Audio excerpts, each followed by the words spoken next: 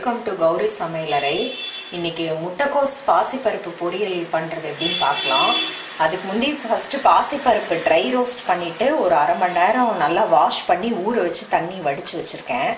எப்பயுமே பாசிப்பருப்பு வாங்கிட்டு வந்தோடனே அரை கிலோ வாங்கிட்டு வந்தோடனே அப்படியே ரவை பாசிப்பருப்புலாம் கொட்டி மொத்தமாக ட்ரை ரோஸ்ட் பண்ணி ஆறுனோடனே கண்டெய்னரில் எடுத்து வச்சுட்டிங்கன்னா இந்த மாதிரி கொஞ்சமாக யூஸ் பண்ணுறதுக்கு டக்குன்னு எடுத்துக்கலாம். ஒரு கை தான் போட்டேன், ஊறினோடனே நல்லா உபரி ஆயிடுச்சு. இது மற்ற இன்க்ரீடியன்ட்ஸ் பார்க்கறதுக்கு முந்தி இது ஒரு கப்பில் வேக போட்டுடலாம். இப்போ சும்மா கொஞ்சமாக தண்ணி ஒரு டம்ளர் சின்ன டம்ளர் தண்ணி கொதிக்க வச்சேன் ஒரு பவுலில். இதில் இந்த பாசிப்பருப்பு வறுத்துருக்கோம், அரை மணி நேரம் ஊற வச்சுருக்கோம், அதனால சீக்கிரமாக மலர்ந்து வெந்துடும்.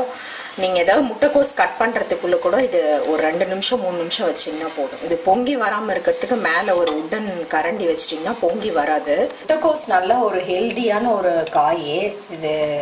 ஆனால் சப்புன்னு இருக்கும்னு நிறைய பேர் இது செய்ய மாட்டாங்க. சுகர் பேஷண்ட்ஸ்க்குலாம் ரொம்ப நல்லது. இது சலாட்லேயும் அப்படியே பச்சையாக யூஸ் பண்ணலாம். நூடுல்ஸ் ஃப்ரைட் ரைஸ்லாம் நிறைய ஆட் பண்ணுங்கள், சூப்பில் ஆட் பண்ணுங்கள்.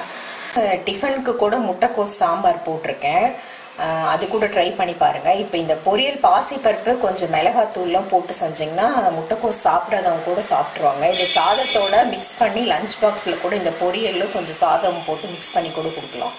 தேவையான இன்க்ரீடியன்ட்ஸ் தாளிக்கிறதுக்கு எண்ணெய், கடுகு மட்டும் போட்டுக்கலாம். ஏன்னா நம்ம பாசிப்பருப்பு போடுறதுனால கடலைப்பருப்பு உளுத்தம் பருப்பு போட தேவையில்லை. பொடி வந்து கொஞ்சோண்டு மஞ்சள் பொடி, கொஞ்சோண்டு தனி மிளகாத்தூள், வெங்காயம் சாப் பண்ணி வச்சுருக்கேன், பெரிய வெங்காயம் 1, அப்புறம் 2 பச்சை மிளகா சாப் பண்ணி வச்சுருக்கேன், கொஞ்சம் கருவேப்பிலை, லாஸ்ட்டாக போடுறதுக்கு 1 ஸ்பூன் தேங்காய், கொஞ்சம் கொத்தமல்லி தழை, உப்பு. பக்கம் பாசிப்பருப்பு வெந்துட்டு இருக்குது. தண்ணி கம்மியாக வச்சுருங்க, இல்லைன்னா நீங்கள் கரண்டி போட்டிங்கன்னா கூட பொங்கி வரும்.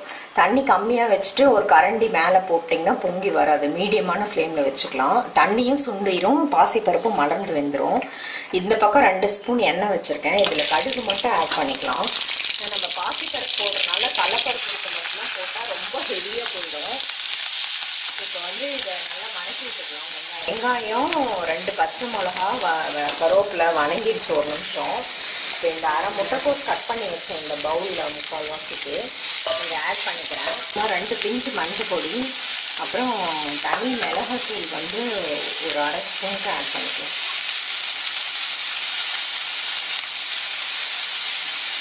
தேவையான அளவு உப்பு ஆட் பண்ணிக்கலாம். நம்ம பாசிப்பருப்பு போட போகிறோம், அதுக்கும் சேர்த்து ஆட் பண்ணிக்கலாம். இந்த மிளகாத்தூள் பச்சை வாசம் போக 1 நிமிஷம் வதக்கி விட்டோம். பாசிப்பருப்பு ஆஃப் பண்ணிட்டேன். ஒரு 3 அப்படியே ஒரு ஆஃப் குக் ஆகிருக்கு. இந்த நசுக்குன்னா நசுங்குது. இப்போ இதை வந்து இந்த முட்டைக்கோஸ் பொடி போட்டு வணக்கி விட்டோம்ல, இதில் அந்த பாசிப்பருப்பு தண்ணியோடு ஆட் பண்ணிக்கலாம். தண்ணியை வடிச்சு விடாதீங்க, அதில் தான் சத்து இருக்குது. பாசிப்பருப்பில் தண்ணி கம்மியாக இருக்குது, அதனால் வந்து இன்னும் கொஞ்சம் தண்ணியை ஒரு 1/4 டம்ளர் மட்டும் ஆட் பண்ணுறேன். முட்டைக்கோஸ் 3 to 4 மினிட்ஸில் குக் ஆகிடும்.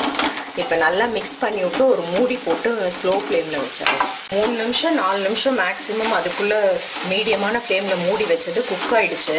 இந்த பாசிப்பருப்பு ஒரு ஆஃப் குக்காக இருந்துச்சுல்ல, அதுவும் சேர்ந்து இதோடு சேர்த்து நல்லா குக் ஆகிடுச்சு. கொஞ்சம் காரமாக நல்லாயிருக்கும் இந்த முட்டைக்கோஸு. தண்ணி சுத்தமாக இருக்கக்கூடாது. இப்படி எடுத்து காயை நவுத்தி விட்டு பார்த்தீங்கன்னா சென்டரில் தண்ணி நிற்கும். அந்த மாதிரி நிற்கக்கூடாது. அப்படி பொரியல் அந்த மாதிரி இருந்தால் தான் நல்லா வரன்ட்டு உதிரியாக இருக்கும். இப்போ இந்த 1 ஸ்பூன் தேங்காவும் கொத்தமல்லி தலையும் ஆட் பண்ணி நல்லா மிக்ஸ் பண்ணி விட்டுடலாம்.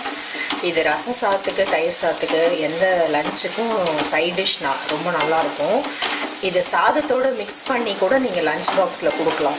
அது எப்படின்னு நான் உங்களுக்கு காமிக்கிறேன். முட்டைக்கோஸ் பொரியல் தனியாக எடுத்து வச்சுட்டு லஞ்ச் பாக்ஸ்க்கு எவ்வளோ தேவையோ இந்த அளவுக்கு ஒரு 3-4 ஸ்பூன் காய் இருக்குது. இப்போ சாதம் சூடாக இருக்குது.